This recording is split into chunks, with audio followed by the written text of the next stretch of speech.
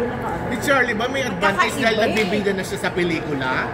Kasi naging best actress na sa Iba din ang Loy sa andahan nyo kasi. Iba.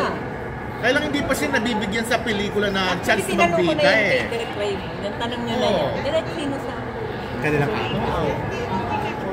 Meron siyang magagandang sinabi sa bawat isa, pero sabi niya, pinakagusto ko si Loisa kasi talagang naibibigay niya yung hinihingi ko. Parang complete ano siya. Oo, kasi pag, hi Ash, pag sa director galing yan, ay, iba yan. Saka parang bombshell din eh, si Loisa. Parang bombshell din siya na. Oo. Kapanta-panta siya. Si Elise lalo. Si Elise napakaliit na babae, pero ang laking kumilos. Parang, tingnan mo, ang liit-liit niyang babae, pero ang ganda-ganda niyang manamit, diba? Ang sarap niyang paglaruan na. Yung, ang ganda ng mga role na napupunta kayo. Pero iba kasi pag movie stars eh. Iba yung preview. Iba kayo kasi yun. Iba yung level eh. Kasi Kayo sa yun. TV lang eh. Hindi kasi ito ikumpara mo naman from the PBB niya na days. Wala kita kasi. Nagulat po kami sa biro nyo kay Joseph Margo kanina na dahil sa closeness nyo, pati yung kanyang ano na Late na. Hindi naman daw siya na-offend kasi kahit daw bastusin nyo daw po siya, okay lang sa kanya kasi very Kasi close para kami kayo. magkakapatid niyan, Diyos ko. Kung ikukumpara mo yung kabastusan namin, kay Jan Estrada, nakasama din namin, wala. Meron ka pa bang ibang naging ulam? Magkano lang? Kasi alam mo nung time na yun kasi, yun yung time na may COVID pa eh. Oo. Daming So, bawal.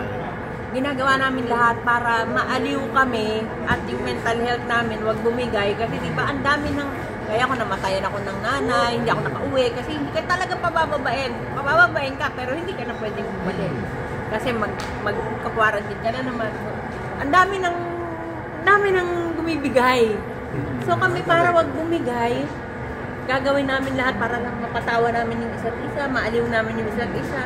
And successful naman kami doon. Yan, si Jan, apat kami, si Michael Flores, si Jan, si Joseph. Ako nasa kabilang dila. So, lagi yan magkasama kami, araw-araw, mga tanghali, gabi. Si Direk Coco, hindi nyo nakakasama? Lagi, pagka wala siyang trabaho. Kasi alam naman namin na priority nun trabaho. Pero maaga rin natutulog. Pero naubos mo yung kanin. Worth it naman ba? Dax ba siya in short? Hindi ko na matandaan. Mabilis lang. Mabilis lang yung sulyap mo. Joseph naman, sabi ko dyan, sobrang seryoso, may plano sa buhay. Alam niya kung after ilang years, andito na siya, yung pati pag-asawa niya, nakaplano, hindi pa siya yung tira lang ng tira ganon. O gusto niya ngayon. Iba, nakaplano siya ng pangmatagalan, yung tinatakbo ng karir niya, kailan hindi na siya mag-girlfriend at kung kailan siya mag-aasawa. Ganado For 2024, anong mga pasabog ang pwede namin i-expect sa iyo? For this year? Siyempre, ang opening salvo ng Dreamscape, Pamilya Sagrado, hindi naman ako ganitong kakontrabida doon. Mahirap ako doon na napatay yung anak ko, may halong pagka-EJK, yung pagkakamatay niya. So ako yung medyo tinik sa lalamunan ng Pamilya Sagrado. Eh lang sa laki ng cast eh. Hindi ka ba, baka hindi ka masyadong mag-shine? First time sa mo dami. ba? Oo, hindi. Walang maliit na role sa akin, di ba? Oo. Tsaka hindi. Kailangan talaga galingan nyo kasi nakatutok si Tita Cory sa mula umpisa hanggang katapusan. Talagang tututukan daw niya. So, pati nga cellphone, bawal na rin sa set. Bawal. Para lahat Nakatrabaho mo na ba si Piolo? First time daw. Anak ko siya sa Manila ni... Oo, ano? Parang niremake niya yung Manila by Night tsaka yes. Jaguar. Ayan, Diba? So, ako yung Charito Solis. Black and white. Doon lang kami nagkasama. So, happy ako ngayon. Miss, malaking factor po ba sa inyo yung mga baguhan na bumabati sa mga veteran actress like? Oo, malaking bagay yun. Ano pong ginagawa niyo pag may ganun na mga hindi umaano sa inyo? May nang bumabati? isnab na ba sa'yo? May nang isnab na ba sa inyo? Ang nakikita ko sa mga artista ng ABS, lahat tinitrain nila para maging gano'n na kahit sinong veteran, lalapit kayo magpakilala ka ko. Ako, walang kahit isa na hindi gumawa sa amin ng ganyan. Subukan niya. Natawa rin po kami sa sabi nyo, okay lang sa inyo maging parang coach pag may mga GL series, okay lang po sa inyo yung gano'n. Oh, sino pa ba? Ano ba ang lesson sa Ano ba ituturo mo? Ano ituturo niyo po? May experience ka ba Tanungin doon? ko, no?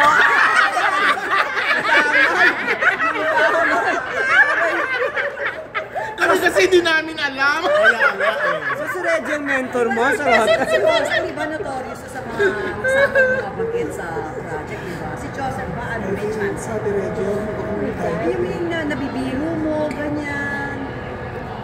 Parang anak niya daw eh. Hindi, lahat na sasabi ko, kunyari, ako ano ba ito? Yung bunganga ko, ayoko na. Nakakatulat ako. Pinali. Kunyari, may nagkakakaras sa kanya na senior din, gano'n. So, ako yung natutukso ko sa ng todo doon. Kahit mamatay-matay na siya sa kahihiyan, ako yung talagang binubuli mo. Senior. Ay, hindi naman binubuli kasi. Pero yan, Nirereto mga mo. malukot lang yan, tapos mamumula, gano'n. Pero ngayon ba marami pa rin nagkakagusto sa'yo ng mga bata? Teenager na, artista. Kasi before, di ba, alam Hindi naman ko alam. natin. Wala nang masyadong kaparamdam. Iba na kasi generation ngayon sa generation ko, syempre. So, ang feeling mo parang tita ka na nila? Mga ganon. Wala na nagpapabinyag? Wala na. Alam mo naman dati. Pero, Miss Om, ano ba? Meron bang mga gusto pa kayong mga kapamilya star na gusto nyo makatrabaho na nakikita nyo magaling at gusto nyo makasama sa mga nakikita nyo sa dami ng mga nakatrabaho? Maraming magaling dito kasi. Daniel Padilla, hindi ko pa nakaka-work. Coco kasi naka-work ko na eh. Movie, indie, tsaka ano. Marami pa. Ang daming magagaling dito actually. Talagang yung iba, alam mo may pinag-uubutan. Oo. Ayun. Movie pa. Hindi pa rin. Masaya ka na sa kapamilya? Pwede ka rin bang sa kapuso, if ever?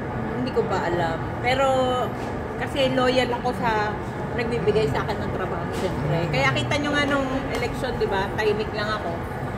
Kasi, hindi sa bumubuhay sa akin. So, hindi man ako kakulay ng kulay nila. Hindi na lang ka lang. Bakit? Isinanikap sweldo sa akin. Pero wala ka namang kontrata sa so pwede ka if ever kung kukunin ka sa Ano kanila. ako, pero may tinatawag kasi tayong loyalty. So, sila yung especially si RSB, ulitin ko, siya yung nagbukas ng pinto sa akin after matagal ako hindi gumawa. So, pinapahalagahan ko na siya. Discover, Thank you. Ako si Sir Deo, diba? discover siya po ma'am kay kay Mrs. Snooki sa kay Gardo na ang tagal niya hindi nakasama ngayon reunion project nito. Oo. Ano pang bago na discover niyo sa kanila ngayon? Hindi talaga mataray si Snooki. Tapos si Gardo naman, isang beses ako niyaya mag-tiktok, hindi ko napagbigyan. Kaya medyo masama loob ko. Masama loob ko na hindi ko siya napagbigyan. I don't feel good na hindi ko siya napagbigyan mag-tiktok. Kasi hanggang last day, niyayaya niya ako mag-tiktok. Ba't ayaw mo TikTok? Duguan na ako eh. Akala ko naman ayaw mo lang mag-TikTok. Hindi Ano naman, un- niya din ako. Syempre. Noong una pa natarayan kayo kay Mrs. Snooki nung unang... Hindi naman ganun kataray, pero yun yung time na lagi siyang late. Ako baguhan. So wala akong karapatang Nagreklamo. so wala lang. Sobrang bago, first movie If ko. ever na makakasama mo si Daniel, anong gusto Sino, mo? sino? Si Daniel, di ba gusto mo rin makatrabaho? Anong gusto mong maging Anak ko siya. anak? Nanay niya. Hindi naman nagkakalaya yung mukha namin. Isa rin po ba isa nalungkot nung nagkahiwalay yung cats niya? Siyempre, ano ka ba? Katigil ka ba? Hindi naman, pero more on, ano ako kasi, old one. Nalungkot na ako nung sila, di ba? So, mutualista ako talaga. Yung pinanood ko from beginning. JD. Ha? JD yun. Oo, they did. So, nakakalungkot syempre. Pagka meron tayo kasi mga, kumbaga, nakasanayan mo na magkasama sila, ganun, di ba? Pero ganun talaga yung buhay kasi kailangan mag-move on. Ano, tara! Thank you po. Thank you, Miss Oya. Isa sa ano lang, pa-invite lang